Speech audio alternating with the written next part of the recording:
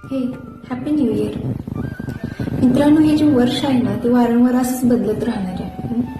बदलत राहणार आहे म्हणजे काय, आता गेल्या वेळी 24 होतं, आता 25 आहे, आता 26 येणार. म्हणजे आज 26वा सुरू झाला, 26वं वर्ष सुरू झालं.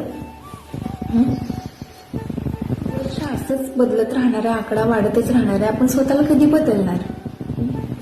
आता तुम्ही म्हणशील की स्वतःला बदलायचं म्हणजे नेमकं काय करायचं? ते स्वतःची आवड जपा, स्वतःला आवडतं ते करा.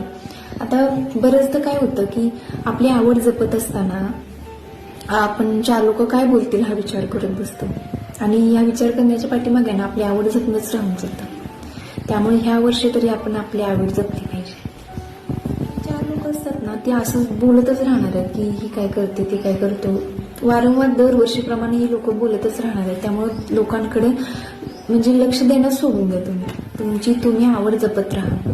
लोकांना काय जरी केलं, ते गाढवाची गोष्ट ऐकली ना तुम्ही, की लोकांना काय जरी केलं तरी ते नाही चांगलंच वाटत नाही. काय पण करा तुम्ही, लोकांच्या मर्जीप्रमाणे वागत राहू नका. ह्या वर्षात तर एवढं शिकले की लोकांना खुश ठेवायच्या नादात आपण आपली खुशी निघून जाते तोंडावरची, माहिती ना. आपण स्वतःला खुश ठेवायला बघा, स्वतःची आवड जपा. स्वतःची आवड ज्यावेळी जपाल त्यावेळी आपण खुश राहू शकतो. मला आलोय म्हणजे असं काही नाही की दुसऱ्यांना खुश ठेवण्यासाठी जन्माला आलोय.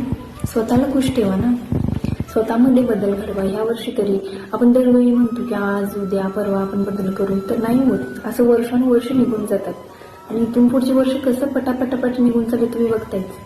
त्यामुळे स्वतःला बदला, स्वतःमध्ये स्वतःची आवड जपा, स्वतःमध्ये म्हणजे काय म्हणतात ना ते नवीन योजना आखा की काय करायचंय काय नाही करायचं स्वतःसाठी. ते पण बोलतच राहणार, काय पण बोलत राहणार, त्यांच्याकडे लक्षच द्यायचं नाही आपण. आता मी हा जो व्हिडिओ बनवायला लागले यावरती पण भरपूर म्हणजे कमेंट्स येणार. कमेंट म्हणजे ते काय असं कमेंट करणार नाही, पण मला बोलणार, माघारी कवीना बोलणार, पण मी नाही लक्ष देत त्यांच्याकडे. कारण लोक काय जरी केले तर ती बोलतच राहतात. आणि ह्या सगळ्या गोष्टी ज्या आहेत ना समजून घेणाऱ्याच्या आहेत. आणि म्हणजे आता म्हणतील की ही काय फुकट ज्ञान द्यायला लागले. अरे फुकटचं तरी ज्ञान घ्या. आणि ह्या सगळ्या गोष्टी समजून घेणाऱ्याच्या आहेत मी म्हणलंच तुम्हाला. कारण की ज्यांना घ्यायचं ते घेऊ दे ना, ह्यातनं ज्यांना पॉझिटिव्हिटी मिळते त्यांनी घेऊ दे, आणि ज्यांना नाही घ्यायचं ते नाही नका घेऊ. म्हणूनच म्हणलं की या सगळ्या गोष्टी समजून घेणाऱ्याचे म्हणतात ना ते, जसा चष्मा तसा देश, काहीतरी नाही देश काहीतरी तसं आहे ना ते. म्हणजे आता हा चष्मा म्हणशील तुम्ही, तसं नाही. तर म्हणजे एका प्रमाणे दृष्टिकोन म्हणायचं मला, की दृष्टिकोन बघण्याचा जसं असतो ना की आपल्या मनाने आपण जर चांगल्या भावनेने बघितलं तर चांगलं दिसणार, आणि वाईट नजरेने बघितलं तर ते वाईटच वाटणार. त्यामुळं तसं म्हणूनच म्हणलं की या सगळ्या गोष्टी समजून घेणाऱ्याच्या आहेत. त्यामुळे लोकांकडे लक्ष देणं खरंच सोडून द्या, आणि आपण ह्या नवीन वर्षी आपण नवीन सुरुवात करूया, नवीन योजना आखूया, आणि स्वतःवर प्रेम करायला शिकूया, स्वतःला वेळ देऊया. लोकांना खुश ठेवायच्या नादाला खरंच लागू नका. कारण ह्या वर्षी मी खरंच खूप काही शिकली की आवडच ही एक अशी गोष्ट आहे की त्या आवडीतूनच आपण सक्सेस होऊ शकतो, माहितीये का. आणि कुणालाच असं आपण घडत असताना कुणालाच आवडत नाही, की घर बनताना कुणाला आवडत नाही, कधी कार बनत असली तर ती सुद्धा कुणाला आवडत नाही, माहितीये ना तुम्हाला.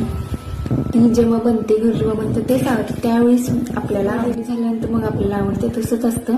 त्यामुळे लोकांकडे खरंच लक्ष देऊ नका, आणि आपण स्वतःसाठी जगायला सुरू करूया. सगळ्यांना माझ्याकडून नवीन वर्षाच्या खूप खूप शुभेच्छा. हे वर्ष तुम्हाला आनंदाचे जावं, भरभराटीचे जावं, आणि चांगले जावं. आणि खरंच या वर्षी सगळेजण स्वतःवर प्रेम करायला शिका. माझ्या फॅमिलीला सुद्धा हॅपी न्यू इयर.